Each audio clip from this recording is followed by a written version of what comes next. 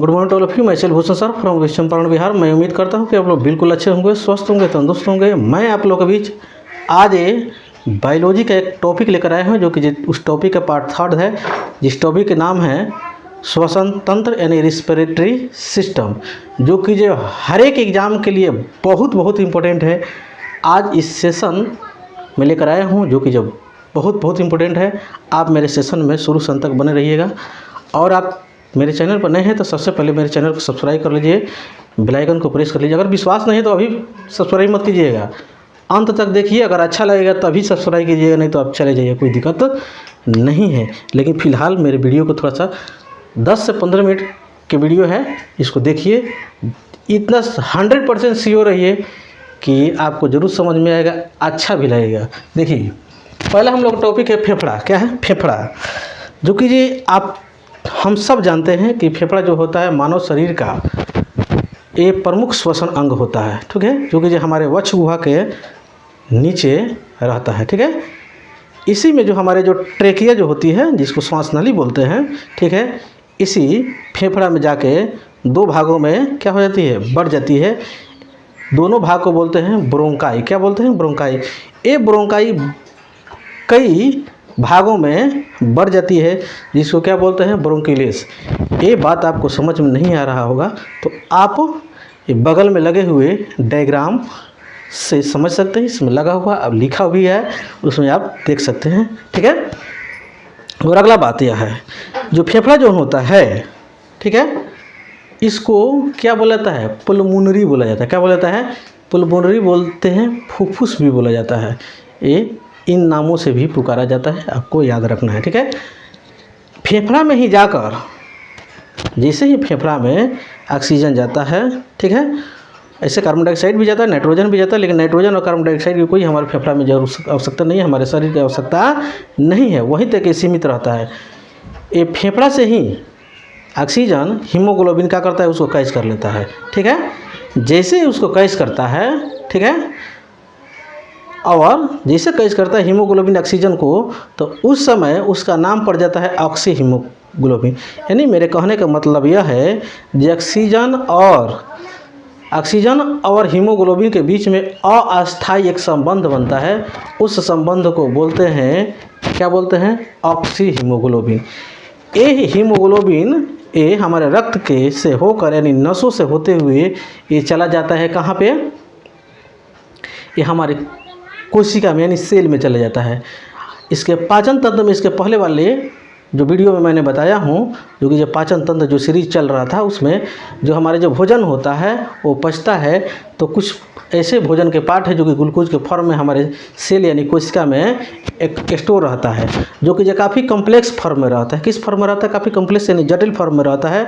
उसको डायरेक्ट हम लोग ग्लूकोज को अपने लिए यूज नहीं कर सकते हैं, ठीक है। यही ऑक्सीजन जो जाता है हमारे ये हीमोग्लोबिन के माध्यम से हमारी कोशिका में, तो ये ऑक्सीजन क्या करता है, उस ग्लूकोज को तोड़ देता है, नहीं ब्रेक डाउन कर देता है, ठीक है, ठीक है। जैसे टूटता है तो वो कार्बन डाइऑक्साइड उत्पन्न करता है, उसके साथ साथ ये जल उत्पन्न करता है और बहुत से सारे मात्रा में ये ऊर्जा उत्पन्न करता है। तो जल और ऊर्जा हमारे शरीर के लिए आवश्यक है, लेकिन कार्बन डाइऑक्साइड आवश्यक नहीं है।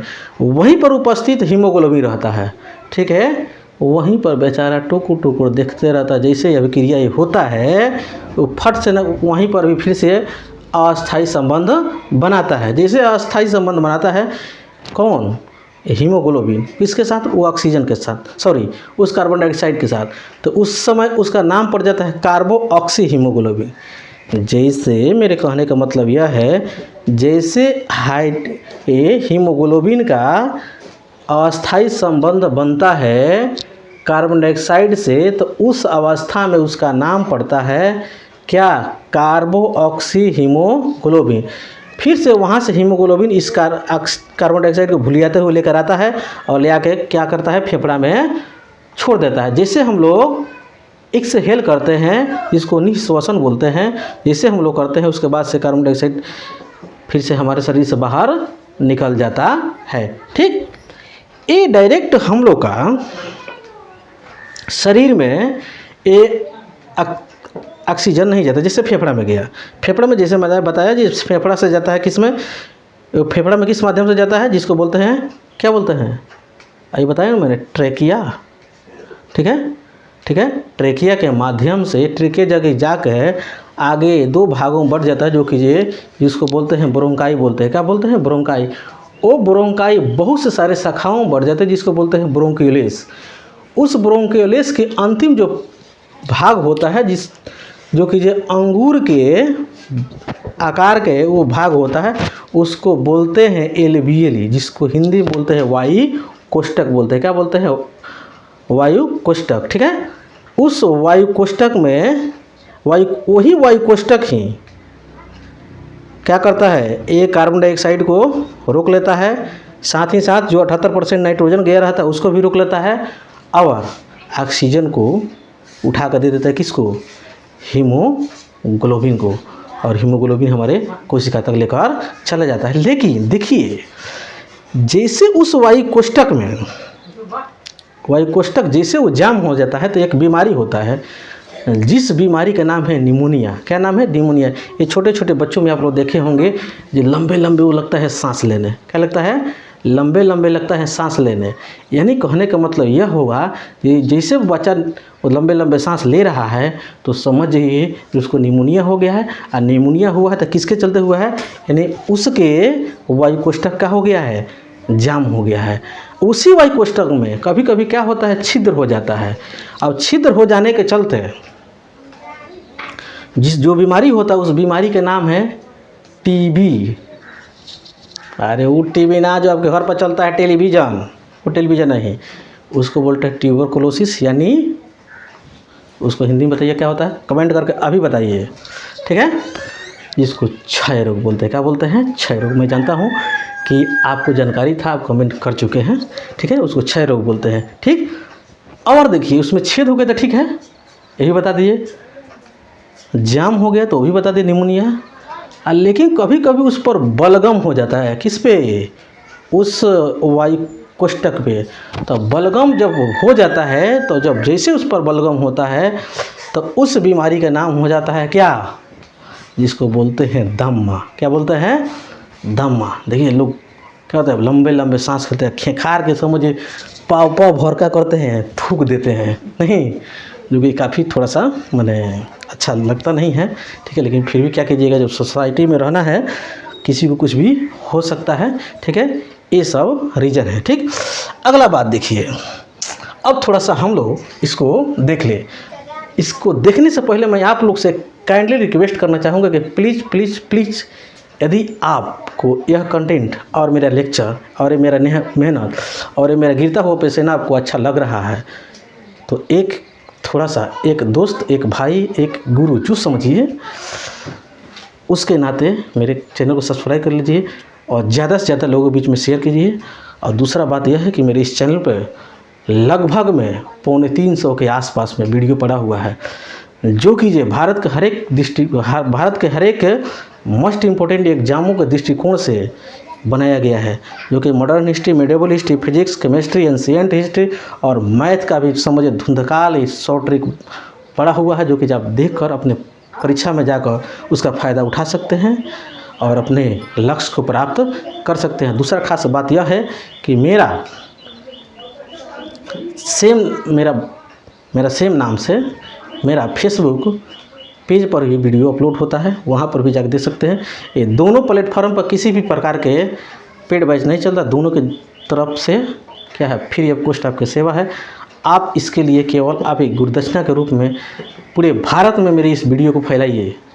थोड़ा इतना करके देखिए, मैं आपको समझिए जीरो से हीरो बना दूंगा। इतना मेरे पास क्षमता है और इतना मेरे पास कंटेंट पड़ा हुआ है, इतना मेरा टीम वर्क कर रहा है। ठीक है, तो थोड़ा इस पर ध्यान देने के प्रयास कीजिए। और दूसरा बात देखिए, अब इसको हम लोग थोड़ा सा एक बार समरी के रूप में हम लोग देख ले। ठीक है, फेफड़ा ने मैंने बताया कि यह वक्ष गुहा के में पाया जाता है, जो कि आप जान चुके हैं। ठीक है, ये मानव का मुख्य शरीर ये श्वसन अंग है, इसको मैंने बता चुका हूँ। ठीक है, और दूसरा बात यह मैंने बताना भूल गया कि यह जो फेफड़ा जो होता है, दाहिना वाला जो होता है बड़ा होता है और बायां वाला होता है थोड़ा सा छोटा होता है। हल्का डिफरेंस होता है, ज़्यादा डिफरेंस नहीं होता है। दूसरा बात मैंने बताया कि फेफड़ा को क्या बोलते हैं, फेफड़ा पर जो एक मेम्ब्रेन रहता है, एक झिल्ली रहता है, जिस झिल्ली के नाम है प्लूरल मेम्ब्रेन रहता है। क्या रहता है? Pleural membrane. उसका काम यही रहता है जो फेफड़ा को क्या करना, कंट्रोल करके रखना और बाहरी जो आघातों से बचाए रखने का काम होता है। ठीक है, इस फेफड़ा को हम लोग फुफ्फुस या पल्मोनरी बोलते हैं, इसको मैंने बता चुका हूँ। ठीक है, उसके बाद में इसी में क्या होता है, फेफड़ा में ही ऑक्सीजन क्या होता है, रक्त से मिलता है, मिलाप करता है। ठीक है, जिसका भरत मिलाप हुआ, उसी तरह यह ऑक्सीजन क्या करता है, ये रक्त में मिलता है। जैसे रक्त में ऑक्सीजन मिलता है उस समय रक्त क्या हो जाता है, शुद्ध हो जाता है। क्या हो जाता है? शुद्ध हो जाता है, नहीं तो उसके पहले अशुद्ध रहता है। क्या रहता है? अशुद्ध रहता है। यानी ऑक्सीजन कहने का मतलब यह है कि ऑक्सीजन की अनुपस्थिति में ये ब्लड क्या रहता है, अशुद्ध, और ऑक्सीजन की उपस्थिति में क्या रहता है, ब्लड शुद्ध रहता है। यानी with oxygen blood is pure and without oxygen blood is impure. I am telling that things you are understanding, I must know about you because you are not a baby, you are a qualified person, but you have to only a little hints that I am giving for you, I am providing for you. Take here. तो अब देखिए, इतना तो मैंने बात आप लोगों को बता दिया। अब इस श्वास नली यानी जिसको ट्रैकिया के बारे में मैंने बताया।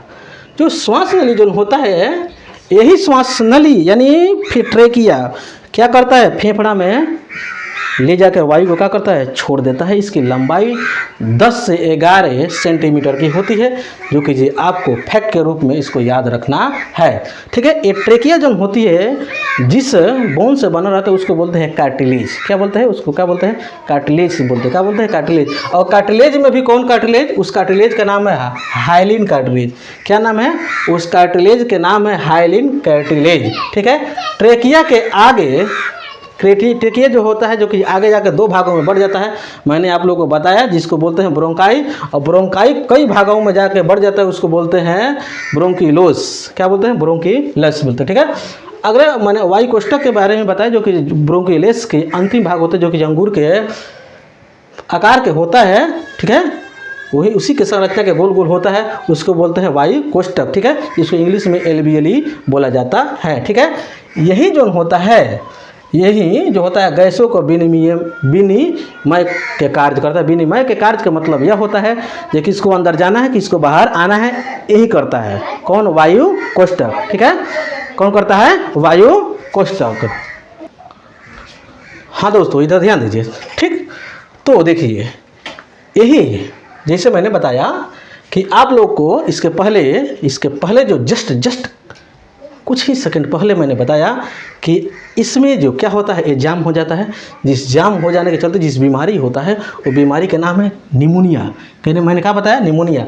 और उसी वायु कोष्ठक में क्या होता है, कभी कभी छिद्र हो जाता है। ठीक है, छिद्र हो जाता है, जिस छिद्र के चलते वो बीमारी के क्या नाम हो जाता है, उसका टीबी। ठीक है, टीबी की अवस्था में लोगों के उसी फेफड़ा के छिद्र माने वायु कोष्ठक में छिद्र हो जाने के चलते क्या होता है, उसमें से ब्लड मुंह के माध्यम, नाकों के माध्यम से आना शुरू कर देता है, जो कि काफ़ी खतरनाक बीमारी है। ठीक है, अगर उसके संपर्क में, वैसे व्यक्ति के संपर्क में जो भी व्यक्ति अगर आता है, तो समझिए उस बीमारी के शिकार बन जाता है। इतना बात आप लोग को याद रखना है। और जब इस पर बलगम जम जाता है तो उस बीमारी का नाम है दमा, जो कि मैंने आप लोगों को ऑलरेडी पहले ही बता चुका हूँ। ठीक है, इसमें रक्त कोशिकाएँ पाई जाती है, जिनमें रक्त पाया जाता है। अब मान लो रक्त कोशिकाएँ, तो जाहिर सी बात है रक्त पाई जाती है, कॉमन सेंस की बात है, ये कोई ज़्यादा बड़ा लंबा चौड़ा बात नहीं है। अगला बात यह है, जो रक्त के अंदर क्या रहता है, हीमोग्लोबिन रहता है, जो कि जो हीमोग्लोबिन ही ऑक्सीजन से क्या करता है, संपर्क कर लेता है और ऑक्सीजन को लेकर बेचारा चला जाता है। ठीक है, अगला बात यह है, जो कि ये ऑक्सीजन जाके हमारे सेलों में क्या होता है, ये क्या करता है, सेल में उपस्थित ग्लूकोज को ब्रेक डाउन कर देता है, यानी तोड़ देता है। ठीक है, उससे कार्बन डाइऑक्साइड उत्पन्न होता है, और साथ ही साथ जल और बहुत सारी ऊर्जा और जल हमारे शरीर के लिए आवश्यक है, और कार्बन डाइऑक्साइड आवश्यक नहीं है। वहाँ से फिर से ऑक्सीजन क्या कर हीमोग्लोबिन क्या करता है, कार्बन डाइऑक्साइड को उठाता है, ले आकर फिर से वायुकोष्ठक देता है, वायुकोष्ठक देता है फेफड़ा को, निःश्वसन के माध्यम से हम लोग क्या करते हैं, बाहर निकाल देते हैं। ठीक है, ये प्रक्रिया हर हमेशा चलता रहता है। ठीक है, ये प्रक्रिया हर हमेशा चलता रहता है। ये प्रक्रिया ना चले नो तो हम लोग जिंदा रहेंगे, इतना ध्यान नहीं है। इतना बड़ा तो बात नहीं है जो कि हमने आप लोगों को बताया और आप लोग समझे। ठीक है, अगला देखिए, अगला मैंने बताया कि गैसों का परिवहन। ठीक है, अब देखो ऑक्सीजन जो होता है, ऑक्सीजन तक मान लीजिए अपने आप में सब कोई भी चीज़ होता है अपने आप में 100% रहता है। कितना रहता है, 100%। 1 रुपया है वो भी अपने आप में 100% है, 50 रुपये वो भी अपने आप में 100% है, 100 रुपये वो भी अपने आप में 100% है। ठीक है, तो याद रखना है। तो ये जो होता है परिवहन, जो ऑक्सीजन जो होता है उसको प्लाज्मा जो कि 3% परिवहन करता है और हीमोग्लोबिन 97%, टोटल मिला के कितना हो गया, 100% हो गया। ठीक है, अगला देखिए टिंडल वॉल्यूम है। क्या है, अगला क्या है, टिंडल वॉल्यूम है। हाँ, तो अगला मैंने बता रहा था क्या, टिंडल वॉल्यूम। टिंडल वॉल्यूम क्या होता है, माने जितना मात्रा में हम सांस लेते हैं या छोड़ते हैं उसको बोलते हैं टिंडल वॉल्यूम बोलते हैं। क्या बोलते हैं, टिंडल वॉल्यूम बोलते हैं। हम लोग एक बार में 500 ml समथिंग में 500 ml हम लोग सांस लेते हैं और 500 ml छोड़ते हैं। तो समझिए कि हम लोग लगभग 1 मिनट के अंदर हम लोग 16 बार सांस लेते हैं। लगभग में कितना बार, 16 बार। ठीक है, जो कि 16 में हम लोग 500 से गुणा करेंगे तो कितना होगा, ये 8000 ml होगा। उस 8000 ml को हम लोग लीटर में चेंज करेंगे तो यानी 8 लीटर होगा। यानी 1 मिनट में हम लोग 8 लीटर गैसों का आदान प्रदान हम लोग ब्रीथिंग के माध्यम से हम लोग कर लेते हैं, जो कि जब मैंने यहाँ पर ऑलरेडी मेंशन कर दिया हूँ। ठीक है, हाँ, अगर वीडियो आपको अच्छा लगा हो तो उसके लिए आप मेरे चैनल को सब्सक्राइब कर सकते हैं। मेरे वीडियो में शुरू से अंत तक बने रहने के लिए बहुत बहुत धन्यवाद। मेरे इस चैनल पे बहुत सारे वीडियो, लगभग 300 के आसपास में modern history, medieval history, physics, chemistry, biology, ancient history और मैथ का बहुत से सारे वीडियो पड़ा हुआ है। आप जाकर उसे देखिए और जाके अपने परीक्षा में उसका फ़ायदा उठाइए, जाके धुंधकाल मचाइए। पहले से देखिए और ज़्यादा से ज़्यादा लोगों के बीच में शेयर कीजिए और अभी के अभी लाइक करते जाइए। इसके अगले पार्ट में बहुत ज़्यादा आप लोगों के बीच लेकर आ रहा हूँ। तब तक के लिए जय हिंद, जय भारत।